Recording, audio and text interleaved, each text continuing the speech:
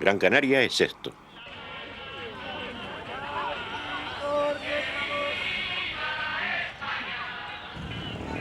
Y esto.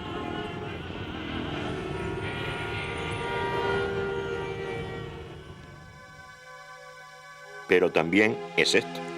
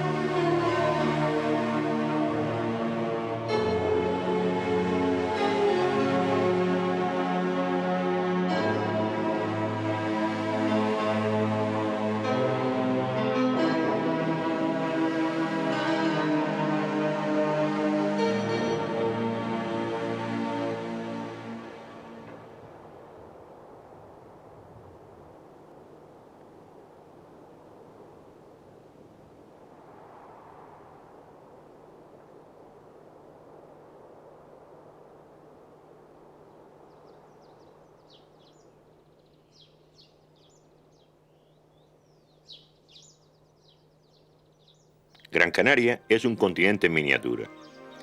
Asombra que en apenas 1.500 kilómetros cuadrados de extensión se den cita ambientes climáticos tan distintos que en otros lugares del planeta aparecen separados por grandes distancias.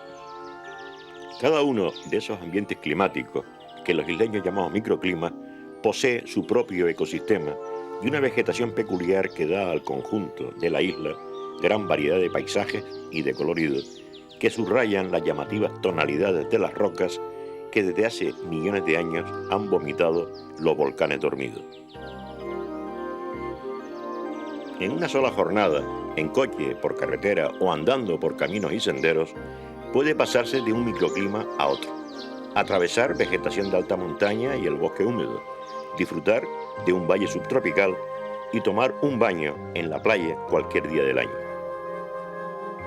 Este es uno de los grandes atractivos de Gran Canaria. La isla, accidentada, henchida de altas cumbres y surcada de profundos barrancos, se deja cruzar por senderos de trazado sabio a fin de reducir el esfuerzo del caminante al que premia a cada recodo con su rotunda belleza. El milagro de Gran Canaria es el de los alisios húmedos y su juego con el relieve insular. Los alisios son vientos constantes que soplan del nordeste al suroeste. Allí, donde las montañas los detienen, se acumulan en brumas o en nubes densas que humedecen las rocas y las tierras y que se condensan en forma de agua sobre la vegetación. El campesino dice que los árboles ordeñan las nubes, los más técnicos hablan de lluvia horizontal. Las zonas que las propias montañas resguardan de la influencia directa de los alisios son más secas y poseen también su ecosistema peculiar. El punto más elevado de la isla es el Pozo de las Nieves, por encima de los 1.900 metros sobre el nivel del mar, en el centro geográfico de Gran Canaria. Forma parte de la cordillera central que la atraviesa de noroeste al sureste, que es el enorme espinazo que separa la vertiente norte, la que encara directamente a los alisios, de la sur, más seca e incluso árida. La presencia o la ausencia de los alisios, combinada con las distintas altitudes de las comarcas insulares, determinan las diferencias climáticas y de vegetación. En los lugares más alejados de la costa, en las cumbres que se sitúan por encima de las cotas en que se concentran los alisios, el clima ofrece rasgos de continentalidad y hasta hace acto de presencia ocasional, la nieve. Desde el aire se aprecia en pocos minutos la variedad de los distintos pisos de vegetación de costa a cumbre, determinados por el juego de los alisios o por su ausencia, según vertientes y la altura de cada zona. También es posible apreciar los senderos adaptados a la dura orografía para hacer más llevaderos los recorridos. Gran Canaria es la isla del archipiélago que ha sufrido con mayor intensidad a lo largo de los siglos la explotación económica. Durante el XVI, los ingenios azucareros obligaron a sacas masivas de leña del hoy legendario bosque de Doramas que ocupaba prácticamente todo el norte de la isla. Era tan frondoso y tan espesa sus copas que, al decir de los cronistas, el sol no llegaba al suelo acolchado por capas y capas de humus vegetal con la que trabajaba la humedad de la umbría. Las necesidades domésticas, los hornos alfareros y panaderos, la construcción de viviendas y la fabricación de muebles y la reparación de barcos incrementaban la demanda de madera. Durante los siglos XVIII y XIX, las crecientes necesidades de tierras de cultivo para alimentar a una población en ascenso aceleraron la roturación de los montes. Entonces se dio la puntilla al bosque de Doramas, cuya conservación ya preocupaba a José de Viera y Clavijo, que nos dejara entre sus obras un precioso diccionario de historia natural. La alimentación dependía de las propias cosechas y del pastoreo, y la riqueza de los hacendados de la extensión de sus cultivos. Primum vivere debieron pensar aquellas generaciones acosadas por las carencias y las hambrunas que las hacía depender de lo que produjera la tierra. Ya en este siglo XX, el cultivo del plátano, que comenzó a generalizarse a fines del XIX, impuso sus exigencias de aguas de primerísima calidad y en grandes cantidades. Comenzó un auténtico saqueo de los acuíferos de las partes altas. Era insuficiente el agua que emanaba de los nacientes y hubo que alumbrarlas mediante cesáreas de galerías y sobre todo pozos. Las aguas fueron llevadas de las cumbres y medianías a las costas plataneras, que las pagaban a mejor precio que los modestos cultivos de las comarcas donde brotaban. Fue un proceso de vaciado de los acuíferos tal que en los años 60 y 70 se daba ya por irremediable el agotamiento de las reservas hidráulicas milenarias y por irreversible la desertización de la isla. Fueron, además, las décadas en que encima se disparó con fuerza la demanda urbana de agua a consecuencia del desarrollo económico y turístico. La isla se defendió como pudo. El cardenal dio cobijo a las semillas de las especies vegetales que acertaron a meterse en él. En el Cardonal, las plantas quedaron a salvo de los ganados de merodeo y de las hoces de los campesinos que segaban la hierba para alimento o cama de sus animales estabulados. En el Cardonal, como si fuera un castillo, se atorró el material genético a la espera de circunstancias más propicias para volver a expandirse y recolonizar el terreno perdido.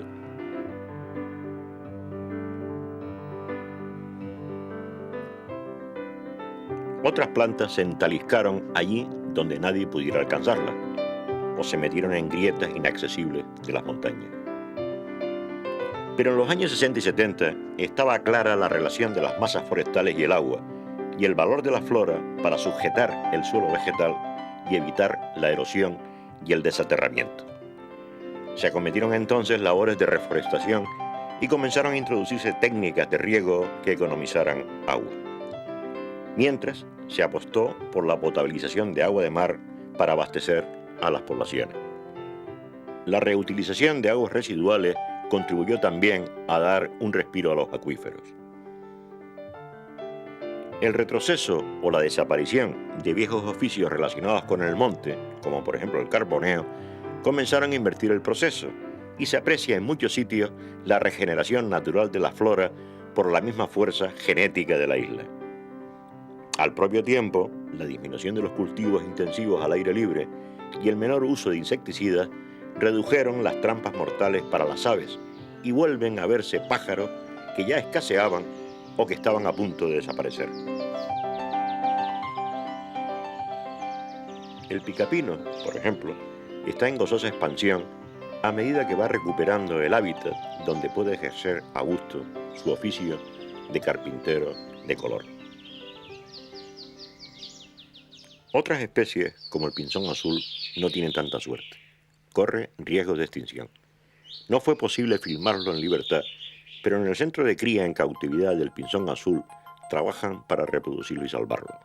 El centro es la base del programa que se viene desarrollando para reimplantar nuevamente al pinzón en su medio natural. El pinzón gran canario es distinto del de Tenerife. Ambos son subespecies diferenciadas de una especie única en el mundo. Dicen que en Gran Canaria pueden quedar en libertad unas 100 parejas. La hembra es de color pardo. La ciencia y la investigación son, así, poderosos factores para la conservación de la naturaleza mediante el mejor conocimiento de sus leyes. En el Jardín Canario se trabaja sobre endemismos en peligro de extinción y se realizan investigaciones sobre polen, hay un banco de semillas, cultivos in vitro, etc. Existe, asimismo, un espléndido mostrario de los árboles y de las plantas del archipiélago que constituye magnífico referente para los estudiantes y público de lo que da esta tierra.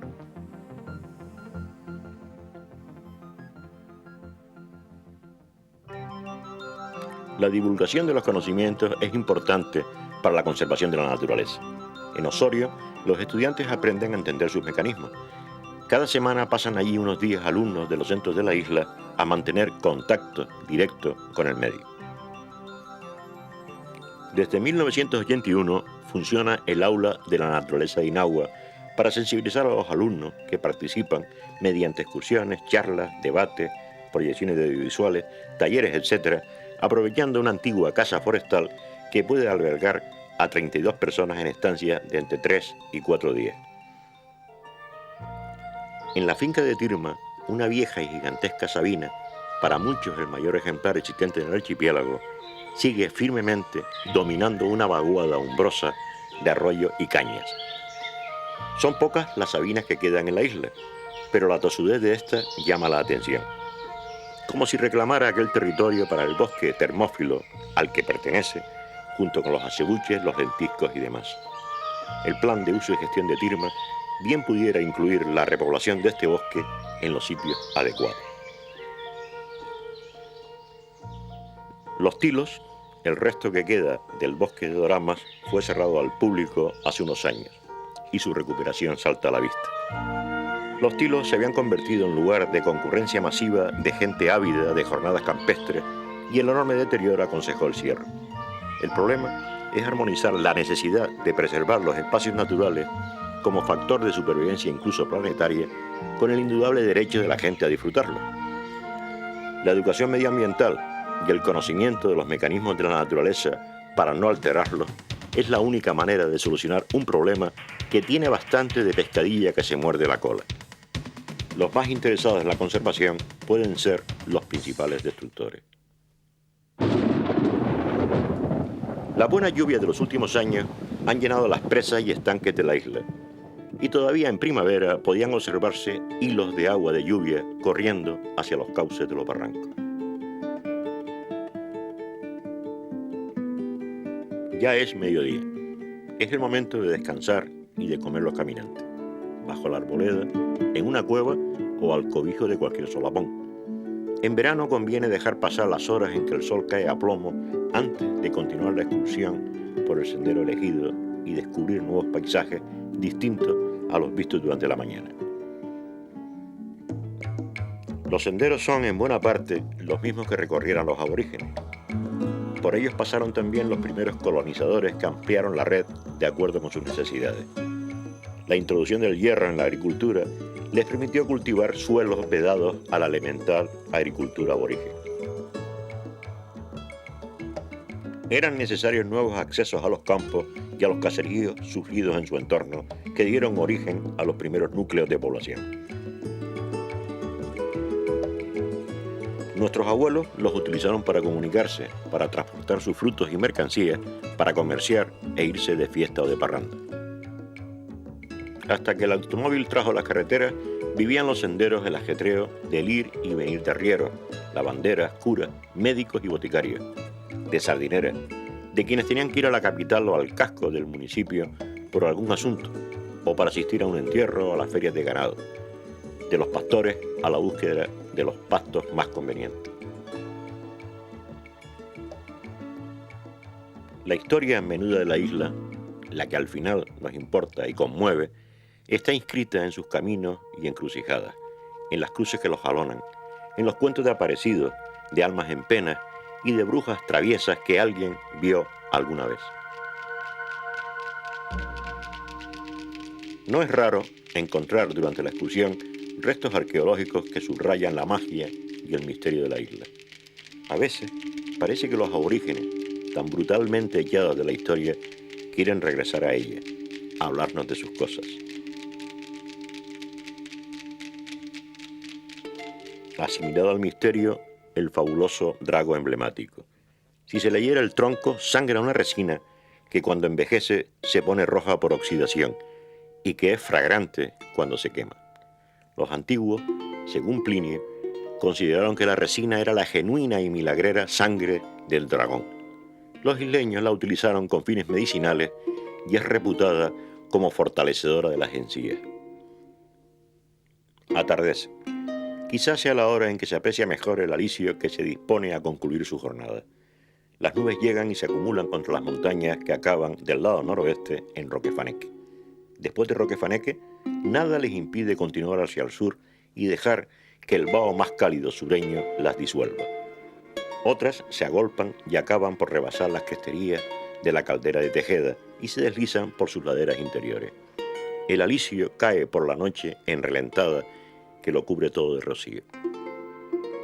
De vuelta al lugar de acampada para pasar la noche, los pájaros celebran los colores del atardecer como siempre, desde hace siglos. Anochece. Se produce ese instante de silencio total en el que los ruidos del día dejan paso a los rumores de la noche. Todo está en calma. Mañana será otro día.